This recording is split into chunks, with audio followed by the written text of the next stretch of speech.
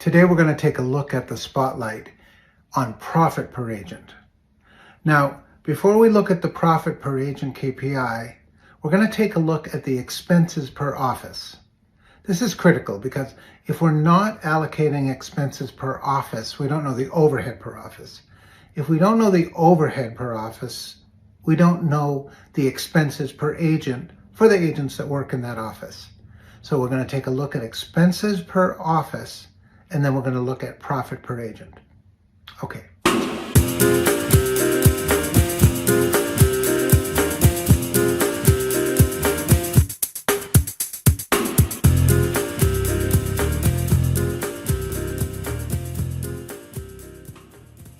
This is the spotlight profit per agent. On the profit per agent spotlight, we're going to start out by looking at the per agent KPI group. This KPI group only has a single KPI in it. It's what you call a table KPI. It's a special kind of KPI that requires you to choose an office to do the analysis.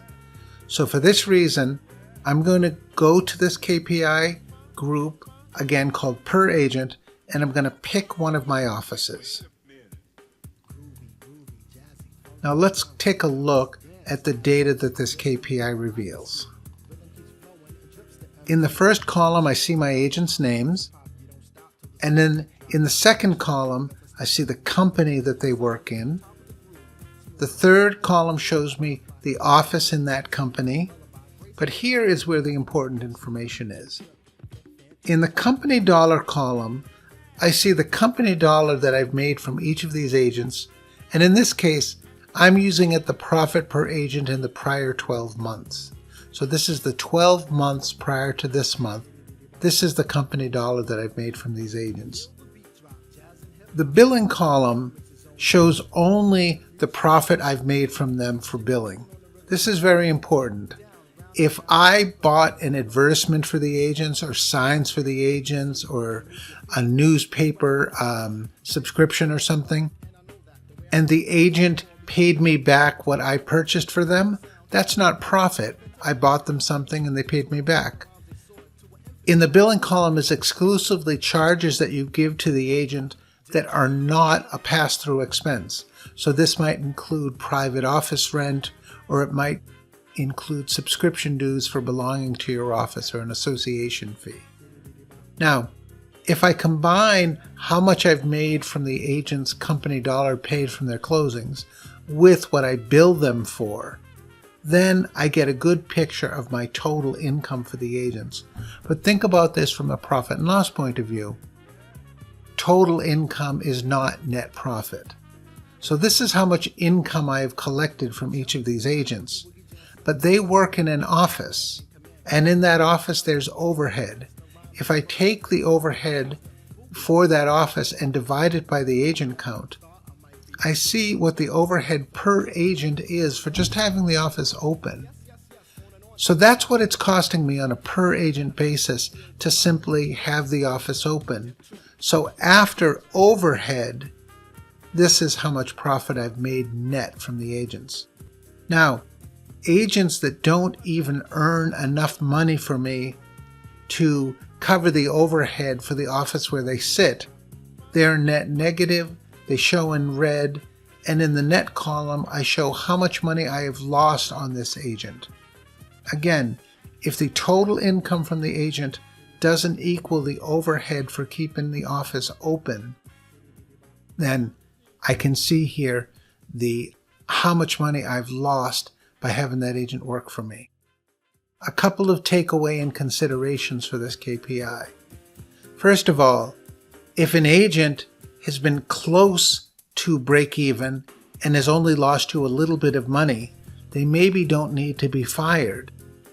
Maybe that agent just needs to be coached to close one or two more deals, or maybe that agent is on too high a split, and if they weren't on such high a split, then maybe they would be profitable.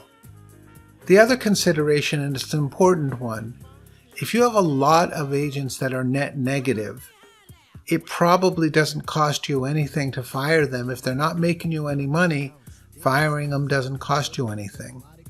But this is important to consider. If you have a lot of agents that are net negative and you fire all those agents, then yes, your profit per agent report will have less money losing agents on it. That's sure. But you will have less agents in the office, so the overhead per agent will go up because the total expenses is being divided by less agents. The overhead per agent will also be more accurate because if you think about it, only agents that are actually having closings are contributing to covering the overhead. So one of the best things you can do with money-losing agents is if you can't make them profitable, you should fire them. And if you fire them, though you'll have a lower agent count, you'll have a much more accurate overhead per agent expense. Now, all of this assumes that you are correctly classifying your expenses per agent. When I say classifying your expenses per agent, what I mean is when expenses come in, you have to classify them to the office that they are incurred in. Some companies are not careful about allocating their expenses per office. They might take all the expenses that come in and classify them as corporate overhead. That'll work fine for getting a corporate P&L and doing your taxes, but if you want to know your real cost per office, it only works if you expense your charges that you pay to the office so that I get a real and accurate expenses per office so that I can divide that by agents. Now that doesn't mean with every bill that you pay, you automatically have to expense it to the office when you're paying the bill. Remember, you probably have some expenses that are not easy to classify by office. Maybe the corporate officers or the headquarters payroll cost is not necessarily easily allocated on a per office basis. What you want to do in that case is put those expenses into the office called corporate overhead. But at the end of the month, look at the expenses in corporate overhead and proportionately and equitably cost allocate the expenses in the corporate overhead across all of your offices so that each of your offices is paying their fair share of the corporate overhead.